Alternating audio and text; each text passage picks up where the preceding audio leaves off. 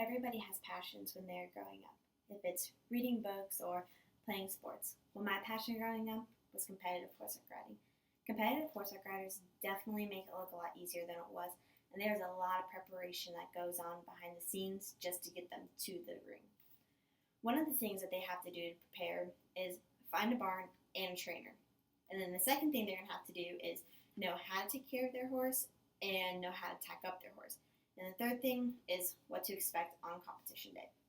First, when you're trying to find a barn, what I would do is just drive down the road. And if you see one on the side of the road, I would just stop in and meet the owner and see how clean it is and see how the other people are treating the horses. And then if you like it and you have a good feeling about it, then I'd try it. If you don't, I'd keep driving, maybe do a little bit more research about your area and barns there, and then just keep stopping in and just meeting the owners and seeing how clean it is.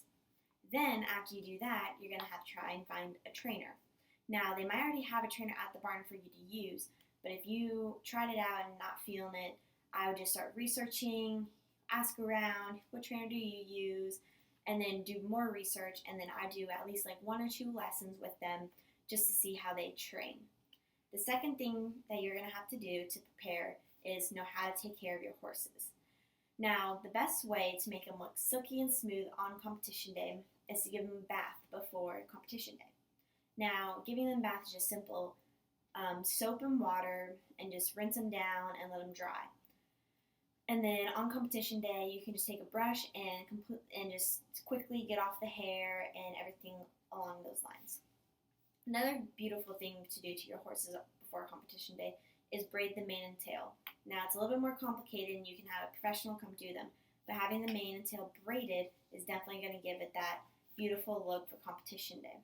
Now, you have to know how to tack up the horse. Tacking up the horse, you're going to have to take the saddle pad and you're going to put it on the horse's back. You're going to pull the saddle pad above the withers, which is kind of in line with the shoulders, but a little bit more back, and you're just going to keep it on top of that withers. After you have on the saddle pad, you're going to put the saddle on. Saddle is going to go in the same place above the withers, everything like that.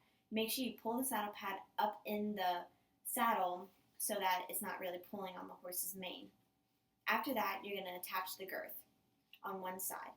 And at first I just put it on like the first or second hole, and then when you're going to the other side, make sure when you're walking around the horse, you have your hand on the horse's rear so they don't accidentally kick you. Once you make it to the other side of the horse, reach underneath and grab the girth and pull it to the other side, and then attach the girth there. Now, when you're attaching the girth while the horse is just standing there, they're going to be pushing out their stomach because they don't want it tight yet. So, before you mount the horse, I definitely try and check that girth and make sure that it's tight enough. Now, putting on the bridle. You're going to want to hold the horse's nose down and gently slide down the halter. Holding down the horse's nose is going to prevent it from throwing its head and trying to get away from you. Then you're going to take the bridle and put the reins on the horse's neck. So you can hold on to those reins if the horse tries to get away. It's basically like a rope to keep it there. And as you're holding down the nose, you're going to gently slide up the bridle with the bit in the other hand, and you're going to put the bit in the horse's mouth. And then you're going to put the rest of the bridle over the horse's ears.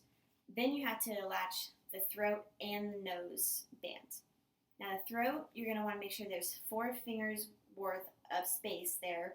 And with the nose, you're going to want to make sure there's 2 because you don't want them too tight. Now you're ready for competition day. As you pull up, you're going to be assigned to a specific spot on the competition grounds. Once you get to that specific spot, you're going to unload your horse and then tie the horse up so you're ready to groom it and everything.